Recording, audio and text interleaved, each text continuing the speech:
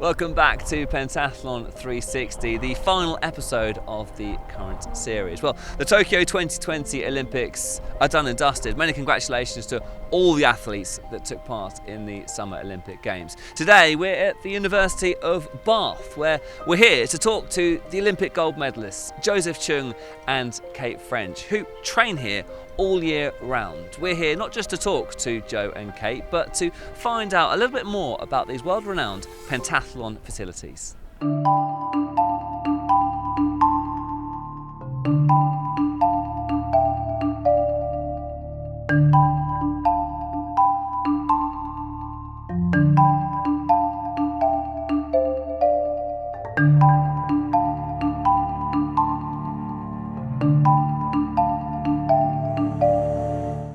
Joe, I'm just trying to think back to the last time we spoke to each other. It was probably in Bulgaria, wasn't it? Just obviously ahead of the Olympic Games, and then it was a case of reflecting on what might happen at the Olympics. Here we are in Bath University, sort of end of October, Olympic medals round your neck. It's all had a bit of time to sink in. But first of all, how are you feeling? You're a gold medalist. I mean, it doesn't get much better than that, does it? Yeah, definitely doesn't get a lot better. I mean, I just sort of sit in bed at home and still think I've got a gold medal in the bottom of my drawers. Just makes me smile sometimes. So it's a good feeling, and everyone has it where you go into a competition, you never know what's going to happen, and there's all the what ifs. And even when I think back to the competition, I still get what if this happens? And then I have to sort of remind myself that didn't happen and I won.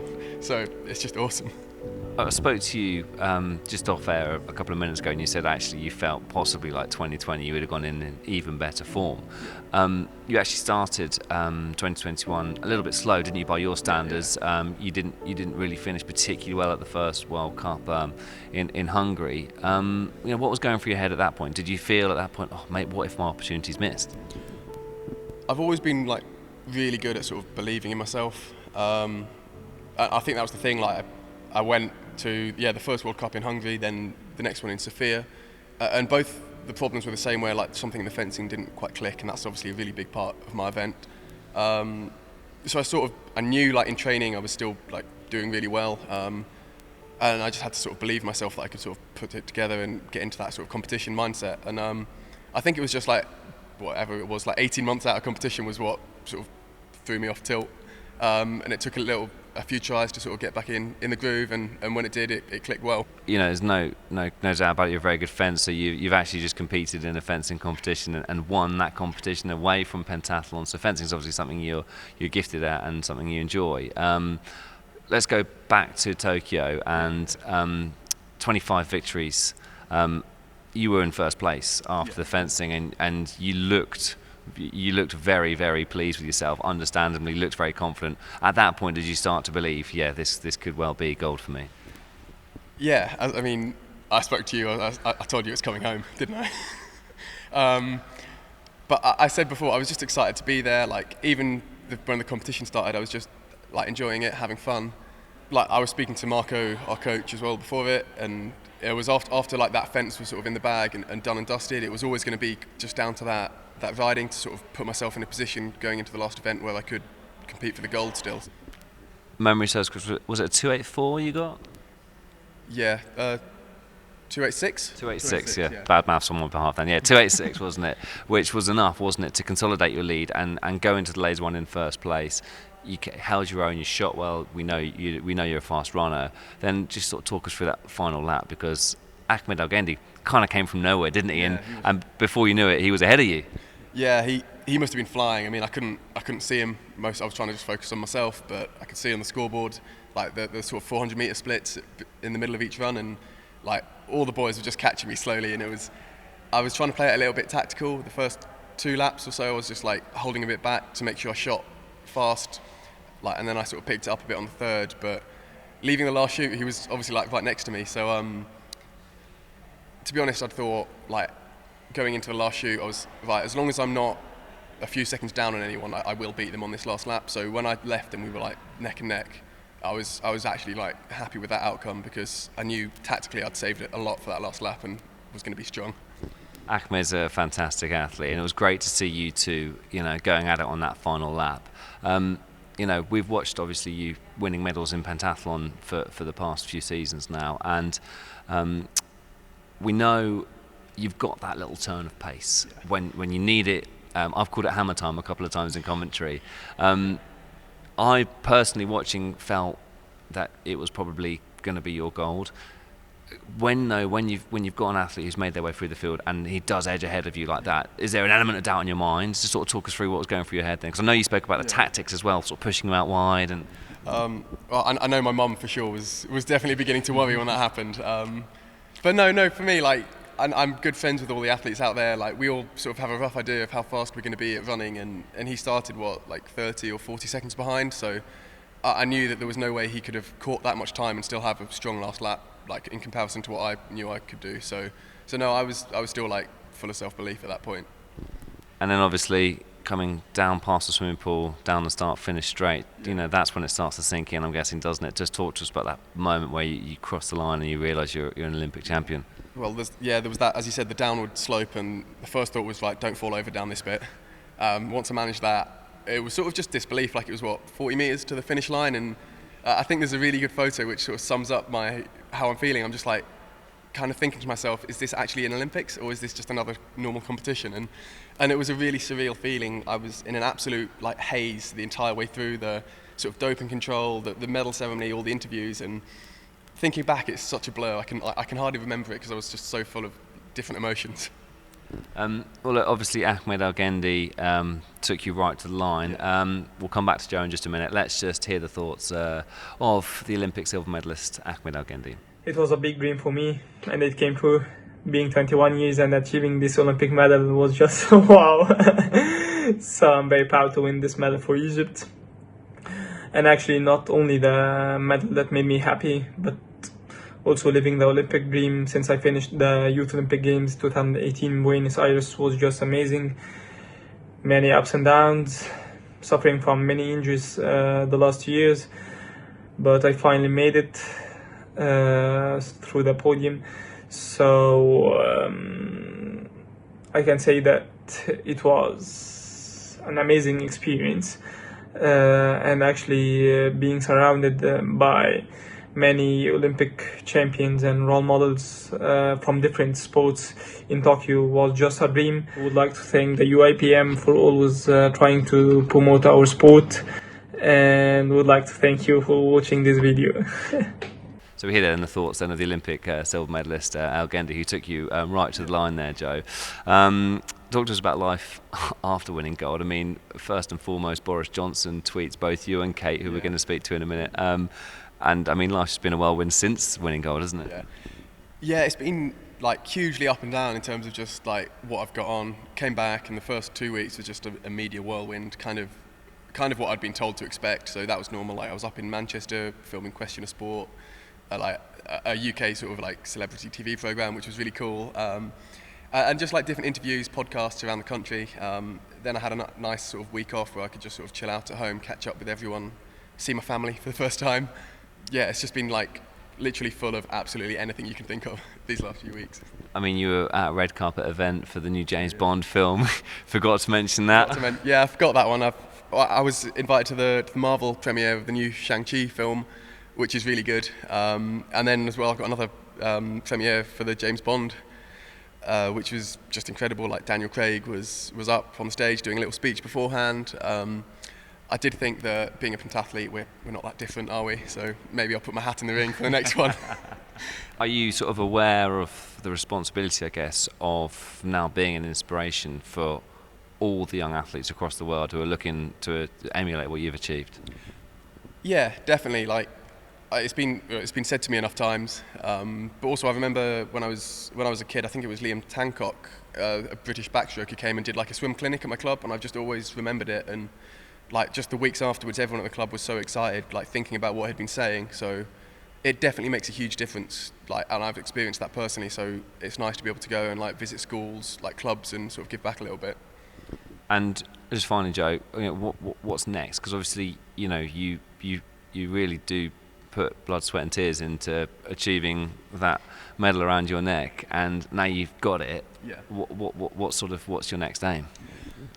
For now, bit of a change of scenery. I've been in Bath for 8-9 years, so doing pentathlon, so it was like one sort of focus. So now I'm going to change it. I've decided I'm going to sort of enjoy myself, just do some fencing World Cups this season, see if I can get to like a few international World Cups, Grand Prix, and then if I do well enough, I might even go for Europeans and Worlds in that sport for I guess this whole year. There's also the new format in pentathlon, so it'll be interesting to see how that plays out. But I think I'll let some of the other guys sort of have a go and get to grips with it. But after that, the goal is 100% Paris, and I want to get my brother there as well. To be at the Olympics alongside your brother. Just being at the Olympics competing with my brother would be up there with the gold medal.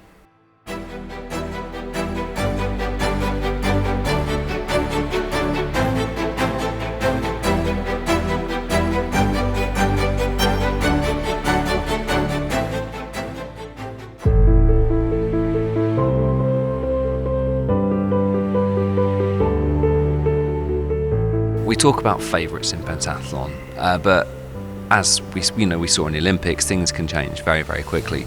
Having said that, you went to Tokyo as the favourite for gold. I mean, how much pressure did that put on your shoulders, just sort of heading out there? I tried not to think about it too much, to be honest. I did know that I'd obviously had quite a good season, and I was probably a medal hope. But yeah, I just tried not to think about it too much and just focus on my performance. Like, I always like to think that I can't control how other people are going to do, so just try and do as best as I can, and hopefully that can, end up with a medal.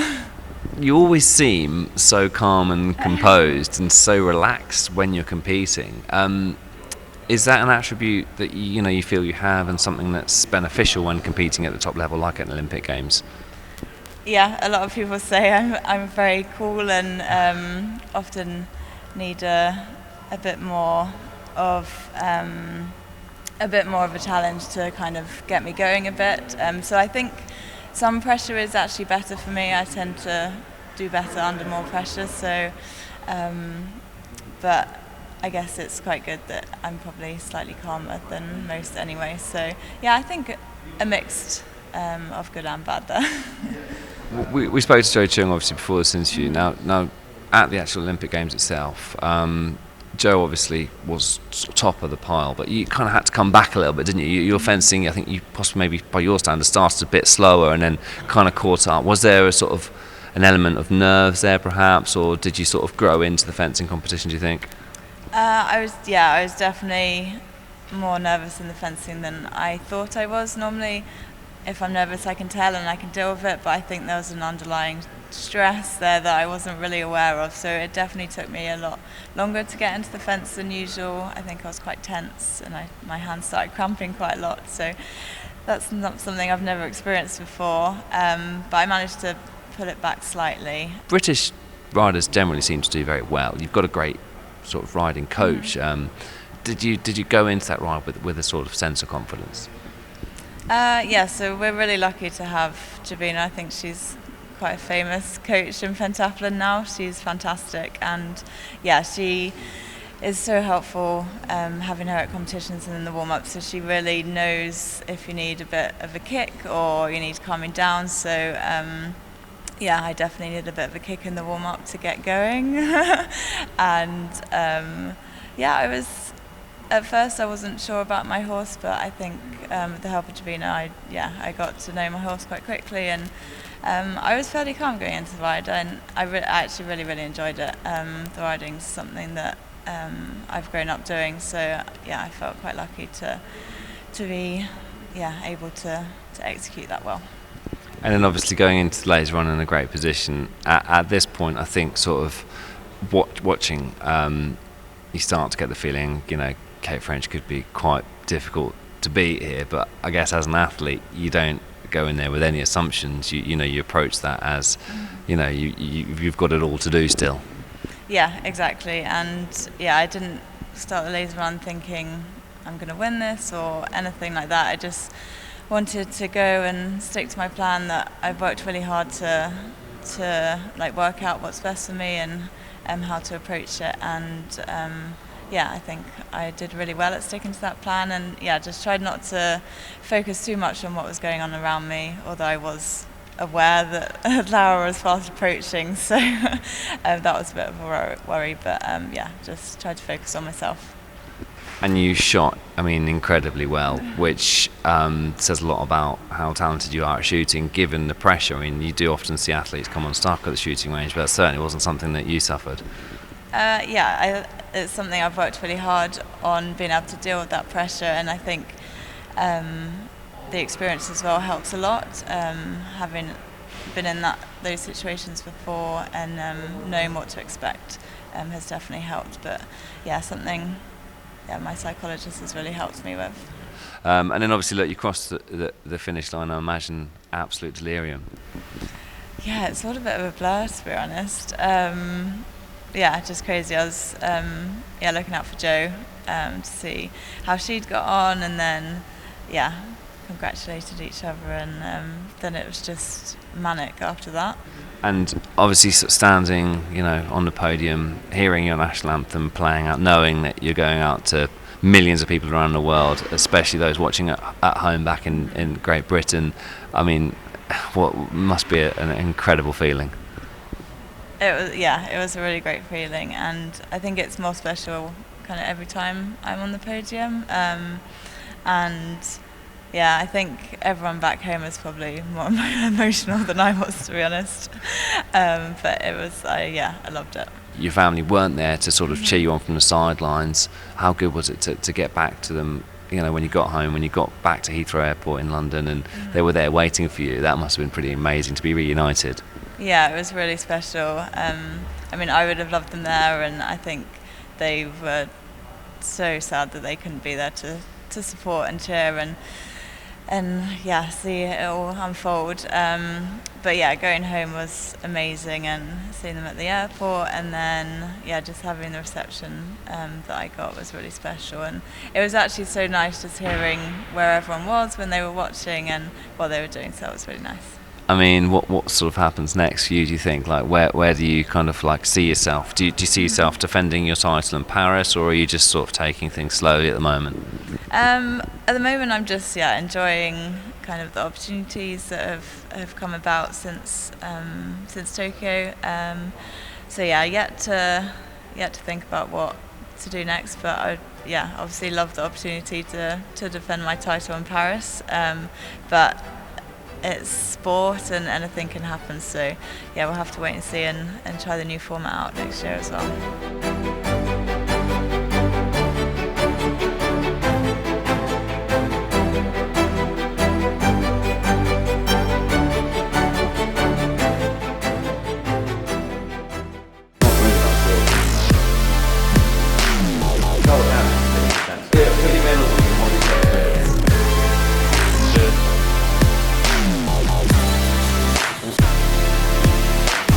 It's great to have this gym. It's an amazing facility, and we're in here 3 times a week.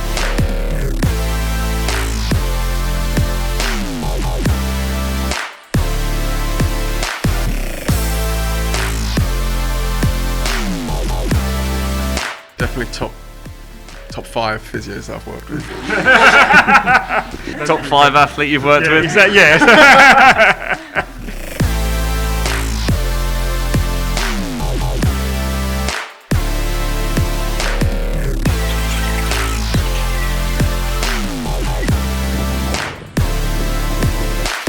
We've got the shooting range behind us, which is where we do the shooting, and then it's just like, it's again like the best bit is the convenience of having everything in one place, and Team Bath letting us use it is fantastic. And just sort of so people watching this realise this isn't just us trying to do like one big advert for the University of Bath. These are world-class facilities that are producing world-class athletes. Yeah, exactly. I've been here training for 10 years, and all the pentathletes and other athletes come here to train because of the facilities are great, and just really lucky.